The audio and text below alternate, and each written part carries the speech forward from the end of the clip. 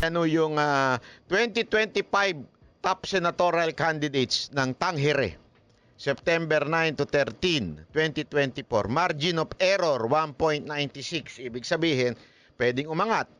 Nakikita nyo dyan yung sa number 12. 31 siya. So, kung may margin of error of 1.96, pwede pa siyang maging 11 instead of 12. Kaya nga ako, mga kababayan, kung ako sa inyo, ikampanya natin to si Congressman Marcoleta. Matapang na tao ito. Ako, isang beses ko pa lang ito na-interview, pero gusto ko sana uli ma-interview ito. Nawala ko lang yung contact number ko dito eh. Kung may nanonood man po sa kampo ni Congressman Marcoleta, nais ko po sanang ma-interview si Kong. Dahil hindi ako bumitaw sa galing nitong maman to eh. Ako bilib ako sa maman na to eh. At saka gusto ko nga malaman bakit last minute siya po ay bumitaw sa Senate slate ni Marcos noon, di ba? Yun ba'y pahiwatig na may nakita siyang hindi maganda? Bakit siya bumitaw doon last minute? At the same time, kasi maraming haka-haka nun eh. Kaya bumitaw yan, gagawin sekretary yan. Kaya ganito. Pero di naman siya ginawang sekretary. Ibig sabihin, hindi totoo yung haka-haka na yun. So, ibig sabihin, may mga iba pang dahilan kung bakit siya bumitaw. Hindi natin alam. Tapos ngayon, patuloy na umaangat ang kanyang pangalan at saka yung ratings niya. Kasi, ito kung talagang backup ng taong bayan, eto pong administrasyon na ito, hindi sana bumagsak ng todo-todo si Marcoleta. Hindi. Di ba?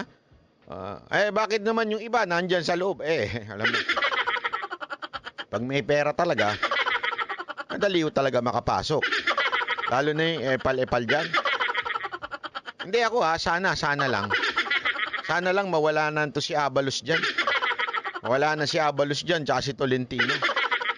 Diba? Kasi walang espasyo. Walang espasyo sa Senado ang balimbing. Walang espasyo sa Senado ang walang paninindigan. Kasi dapat ang Senate is a check and balance sa executive branch. Kung puro sip-sip ang nandyan, patay tayo. Patay tayo pag puro sip-sip. Kung nandyan si Abalos at saka si Tolentino, wala na. Tapos, hinaluan mo pa ng kadiliman. Anong kadiliman banat mo? Number 8. Magdadala lang ng kadiliman yan dyan. Kasi naalala ninyo doon sa Makati? Di ba? Anong nangyari sa Makati? Kahit sila magkakapatid, nag-aaway-aaway. Ang dala-dala lang niya, kadiliman. Di ba po? So, sana lang. Ewan ko kung ano talagang siste dyan sa bakit ganito ang lumabas na top senatorial candidates. Pero gayunpaman, ang importante nating maunawaan dito si Marcoleta ho. Naging 12. Again, wala po akong personal na ugnayan kay Congressman Marcoleta. Although na-interview ko siya dati, pero ngayon wala ho akong contact dyan. Sana lang. Kasi kailangan natin ng ganitong klaseng congressman. Yung kailangan nating senador. Yung merong prinsipyo. Yung independent mag-isip. Hindi yung takot bumangga sa gobyerno. Hindi takot bumangga sa executive branch. Kasi kung takot din naman palang bumangga sa executive branch at halikpit lang naman sa executive branch, paano magkakaroon ng check and balance sa ating gobyerno, di ba? Mangyayari niyan, sip-sipan lang ng tumbong niyan. Didila lang sa tumbong ng mga nakaupong gobyerno. Dapat hindi ganun. Di ba? Dapat talaga merong oposisyon. Katulad ni Congressman Marcoleta o yung alam mo yon, hindi naman po siya maka Duterte, maka Marcos. Hindi po siya ganun eh. Independent. Importante yun eh. Kailangan natin magkaroon ng independent thinker pagdating sa Senate. Kaya ako dyan. Okay ako dyan kay Congressman Marcoleta. O syempre nandyan si Pangulong Duterte. Di ba? Nandiyan si Bongo. Ayan, si Senator Bongo. O, iba pang mga kandidato dyan. Sana lang mga kababayan. Ano natin yan, ikampanya natin kasi mahirap, mabigat. Sigurado ako mabigat siyang laban ni Marcoleta na sa Senado. Kasi meron niya ako isang kilalang congressman dyan eh. Dalawa pala yung kilala kong congressman na maka-Duterte nun. Ngayon, binabanatan si VP Sara Duterte. Yung isa naman, binabanatan si Roque. Pero tong dalawan to, parehong maka-Duterte noon. Pero alam nyo kung bakit ngayon binabanatan si VP Sara Duterte at si Spokes Roque? Dahil sa ganito. Kailangan nila ng budget sa pangangampanya. So, sumisip-sip sila dun sa Panginoon nila. So, hinahalikan nila yung tumbong ng Panginoon nila. Yung dalawang peking Panginoon, hinahalikan nila ngayon para talaga magkaroon sila ng budget. Kasi, ang balita ko talaga dyan, meron ako mga kaibigang congressman dyan, kailangan makita ka daw na bumabanat sa mga kaalyado ni Duterte o di kaya kay Duterte para madagdagan ng budget mo. So, yung iba, kahit sila ho'y dati maka-Duterte, ngayon, binabanatan nila mga Duterte at mga kaalyado niya. Bakit? Dahil sa pera. Alam naman natin kailangan ng pera pangangampanya para ma-re-elect. So, kailangan nila, di ba? Ng pera para sa di ba? Kaya sila tahol ng tahol, parang chihuahua. Interview niya, matindi tong isang interview niya. Simulan na natin para talagang matindi yung banat niya sa mga kapwa niya kongresista. Ito, pakinggan natin si Sagip Party List, Rodante Marcoleta, representative ng Sagip Party List.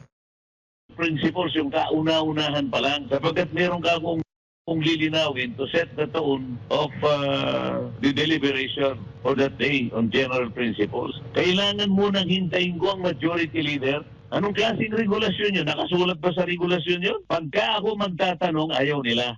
Pagka ang pagtatatanungin, opisina ng Vice President, lahat sila po pwede. Anong klaseng patakaran ito? Bakit? Opisina lang ng Vice President ang dapat tanungin? 6.325 trillion ang pinag-uusapan doon ang gusto lang nilang tanungin, 125 million. Doon sila. Yun ang lagi natin sinasabi. 6.35 billion ay trillion yung budget, tapos 125 yung kine-question nila. Putain na, lahat sila parang Voltes 5. Let's bolt in sila lahat. Saan ka naman? Nakakonsentrate. Lahat. Doon nakakonsentrate. Halatang halata naman Huwag na kami magbulahan. May mga paggalaw sa plenaryo at kayo po ay natanggalan ng membership sa iba't ibang mga committee. Pati na po yung makapangyarihang commission on appointments. Kayo po ba'y nagulat sa hakbang na ito ng liderato? Naman ako nagulat dahil sa alam ko kapag nakapag-isip sila na gagawin sa isang kasama nila kahit sa majority, talagang ginagawa nila. Ang naging problema lang sa akin ay wala naman akong maisip na kasalanan sa kanila. Sapagkat ang pinagtatanggol ko naman mulat-mula pa ay yung katwiran lang.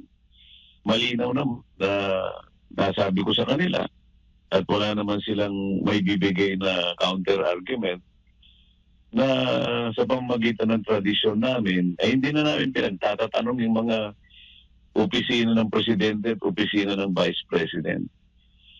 Ngayon lang ako nangyari ito. Masama ba yun? Kasi pinalilitaw nila na gusto nilang magtanong. Ngayon lang sila nagkaroon napakalaking interest at napakarami nila. Sabi ko, taliwas na yan ako sa ginagawa natin sa mahabang panahon. Gusto ko lang malaman kung bakit nag-iba na tayo ng patakaran. Masama ba yung magtanong ka ng gano'n?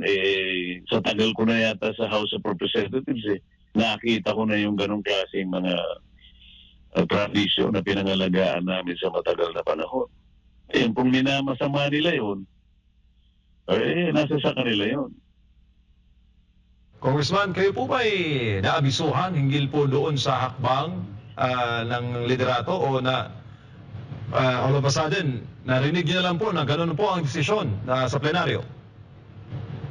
Wala nga, hindi naman nila ako aabisuhan na gano'n ang kanilang mga ginagawang patakaran ngayon. Ako, kapag nakita ko na yung mga bagay na yan, kapag nakagawa ka ng mali na maaari nakita nila na mali sa tuntunin, taliwas sa tuntunin, ginagawa yun. Pero sa akin, ang nakapagtataka, wala naman akong kasalanan na ginawa. Nangangatwiran ako base sa aming regulasyon. Pati yung ni-raise ko na punto na hindi na dapat pinayagan na nag-privilege speech yung isang representative ng Maynila sapagkat bawal na yon, sapagkat yung budget bill ay nasa plenaryo na at dinidiscuss na rin sa committee. Bawal yun sa tuntunin namin na magsasalita ka pa ng isang bagay na may kaugnayan doon sa bill na nakalatag na. Masama ba yung paalalahanan ko sila na meron kaming tuntunin? Hindi naman nila masagot sapagkat mali nga sila. O pagkatapos ako ngayon ang tatanggalan ng... Ito yung kabaligtaran, ito yung kabalintunaan. Yun lang. Ibang klase talaga, no? Kasi tandaan nyo, si Ka Eric tsaka si Doc Lorin, nagtanong lang din, kung saan dinala yung budget. Pero po, tragis yan, na-contempt sila, nakulong sila. Tapos, dahil doon, nawala yung prangkisa ng SMNI. Just by mere asking, it's easy to, ngayon tinan mo, sila yung nagtatanong tungkol sa budget ni Inday. Samantalang nung sila yung tinanong kung saan napunta tong budget na to, sabi, balita ko, ganito kalaki yung yung travel expense mo, Pakipaliwanag nga, totoo ba to o hindi? Sasagot ka lang naman hindi totoo yan. Maliit yan Mas malaki pa dyan, di ba? Ganun lang yun So nagtanong lang, tingnan mo kung ano yung repercussions ng mga tanong. Nakakontempt, natanggalan ng prangkisa. Tapos, sunod-sunod ng pinulitika. Andiyan na yung binuhay yung mga kaso. Tapos, no bail. Tapos, napunta na doon sa naging wanted na. O, di ba? Alam mo yung sunod-sunod, nagulat nga actually ang Congress kasi ini-expect nila ang may-ari ng SMNI si Pastor. It turned out hindi. So gulat na gulat sila. At hanggang ngayon hindi pa bumabalik yung kanilang prangkisa. Actually may prangkisa pa sila. Hindi lang ibinabalik yung kanilang permit to operate. Kasi nga yung NTC hindi ba parang sinanction sila. Ano na yun? Isang taon na yun. Mag-iisang taon na yun. So, yun yung natin. Yun yung... So, ito rin yun yung pattern. Ito si Kong Marcoleta, ganun din, nagtanong lang siya. Kasi meron tayong meron tayong alituntunin. Meron tayong tradisyon. At saka, sa rules, ganito, ganyan. Bakit pa tayo nagpi-privilege speech? Ganito, nasa plenaryo na yan. Oo, meron ng bill. Bakit pa tayo nagpi-privilege speech, ba't pa tayo nag-hearing ng ganito? Yun yung kanya anong ginawa sa kanya? Ayun, tinanggal siya. Tapos ang tanong, meron bang dahilan para ako'y tanggalin? Bahala ka sa buhay mo. Basta bigla siyang pinagtatanggal. Kaya nga ako, bilib na bilib ako kay Marcoleta kasi napakatibay ng paninindigan nito. Mantakin mo lahat alam naman niya yun na lahat makakalaban niya. Pero makikita mo na kinalaban pa rin niya. O di ba? Medyo late na kasi nga ngayon lang siya lumaban sa dami ng kabulastugan na nakikita nating nangyayari diyan sa kagawaran na yan. Ngayon lang siya lumaban, pero better late than absent. Better late than never. Di ba? Sabi ko nga sa inyo, with all the money na nasa kanila, si Marcoleta could have just, side with the administration and kunin siyang senatoriable ng administration. Pero hindi. He chose not to side with them. And kahit alam naman niya na magsisimula na yung demolition job sa kanya dahil doon sa kanyang paninindigan, ginawa niya pa rin. So, napakatapang netong mamang ito, and I think this person deserves a consideration. Consideration, I'm not saying you vote for him pagdating sa Senado.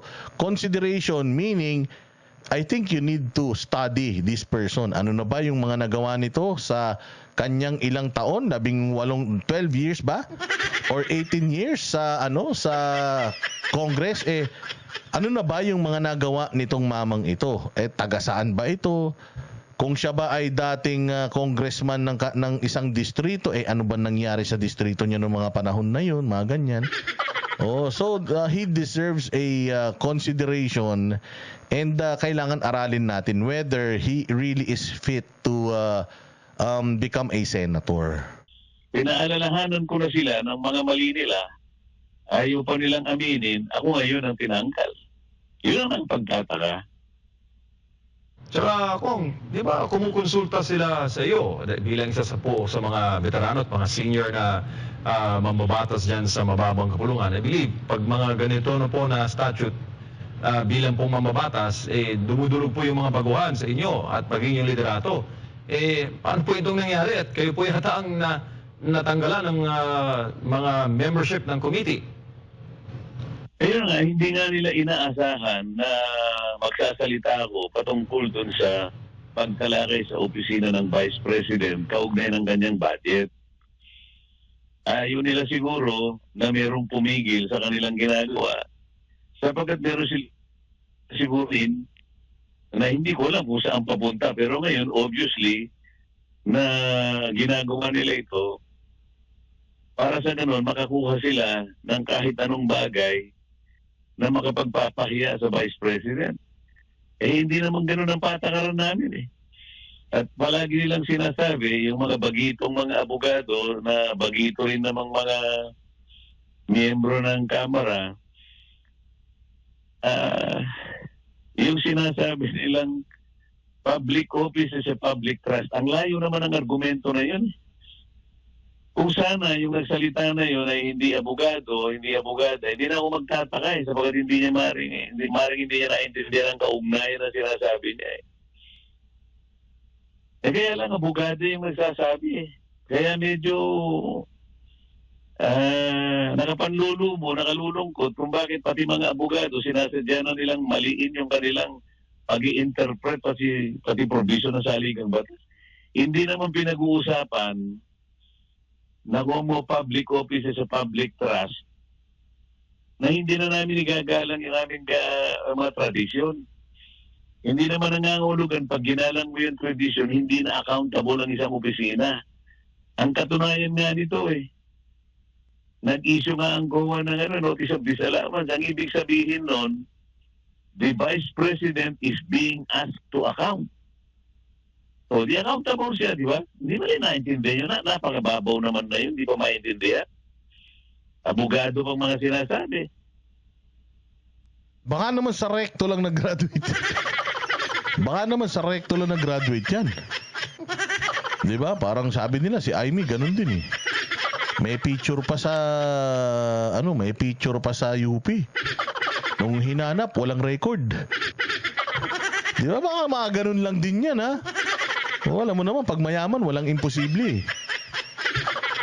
Ang mali lamang dito, hindi muna nila hayaan ng Vice President na sumagot sa COA at magpaliwanag sapagkat meron siyang 6 na buwan na natitira pa. Ang gusto sila na yung makikita mo na talagang may mga plano na hiyain ng Vice President. Isip-isipin mo, notice of disallowance pa lang. Wala pa naman yun magpapaliwanag pa lang ang opisina ng Vice President. Ang gusto nila, unahan na nila ang COA. Ang COA nga ang nag-a-account Ang COA nga ang nagsisiyasat, hindi kami. Wala kaming mandato na siyasatin ang pagkakagasta ng bawat opisina. Ang sa amin briefing lang, kung magtatanong lang parang formalidad kasi naging tradisyon na nga namin bilang paggalang at pagtitiwala sa 2 pinakamataas na opisina ng bansa. Ganon ang kalakaran. Yun ang written rule. Bakit hindi maintindihan ng napakasimpleng paliwanag na yan? Pero, Kong, sinabi po ng isang kongresista kasama po ninyo, hindi na po pinagkakaisahan, nilinaw niya na hindi pinagkakaisahan ng House leadership si Vice President Sara Duterte. Ito po ba'y parehas ng inyong pananaw? Anong hindi pinagkakaisa? Lahat nga naglululundan na gusto. Ang gigigil na magtanong eh. Ang sinasabi ko sa kanila, anong itatanong ninyo eh, magpapaliwanag pa nga lang sa ko, hindi nyo ba naintindihan kung anong nature ng notice of disallowance? Hindi pa naman hatol yan eh. Wala naman siyang nagawang krimen. Ang COA nga wala siyang karapatan na mag-file ng administrative complaint sabi ng Korte Suprema eh.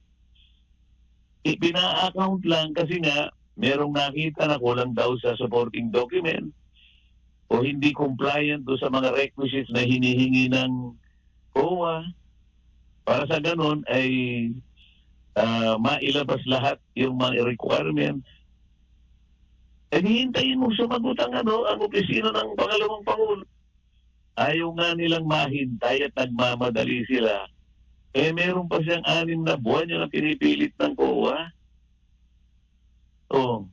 Hanggang Pebrero 2025 ang ibinigay na palugit para magpasiwanag ng opisina ng pangalawang Pangulo.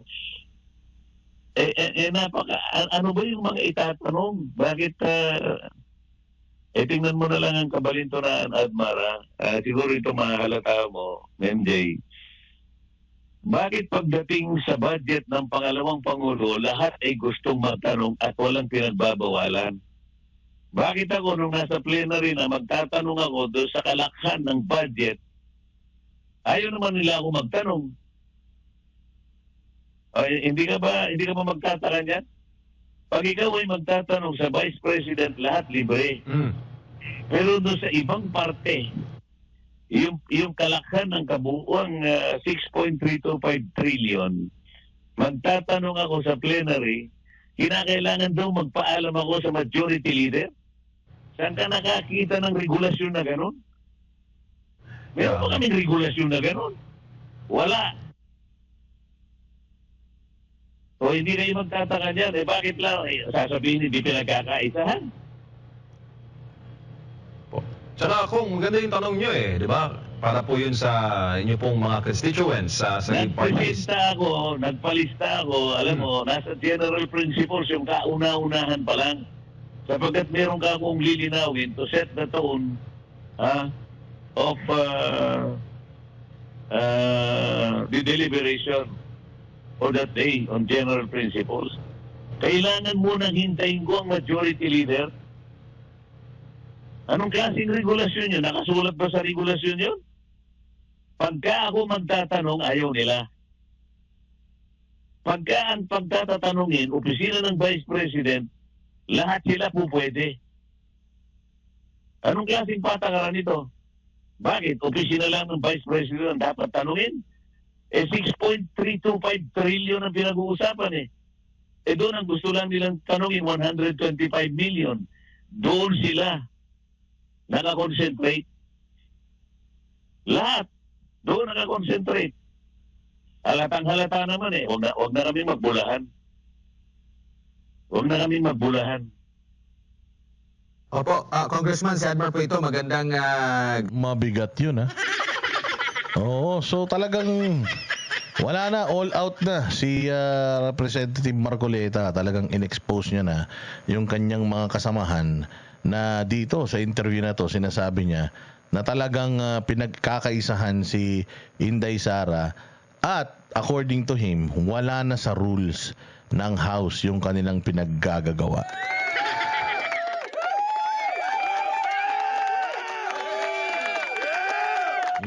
So wag kayong mag-alala, aaralin natin itong si Representative Rodante Marcoleta kasi sa nakikita ko nagugustuhan ko yung kanyang prinsipyo and unang ginawa nito kasama si Mike Defensor yung hearing ng franchise ng ABS-CBN.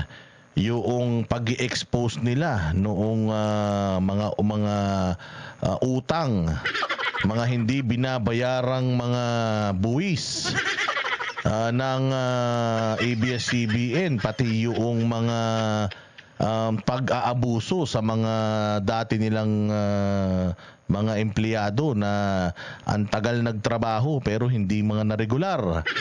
Ayan, yun yung mga unang nakilala ko si Rodante Marcoleta, at ngayon mukhang medyo nakukumbinsi na ako nito ni Rodante Marcoleta. Bigyan natin ng consideration, tingnan natin kung talagang consistent ba itong mama. Kasi syempre, Senado na yan eh. So kung karapat-dapat nating ilagay ito, national yung usapan, hindi natin alam kung kilala ito si Rodante Marcoleta mula Apari hanggang Ulo, kasi nga party list representative si Rodante Marcoleta. So tingnan natin kung pwede natin siyang tulungan para makilala siya sa buong mundo. Baka sakali magkaroon naman tayo ng maayos na mga mambabatas sa mataas na sa upper chambers ng House, di ba? Gabi.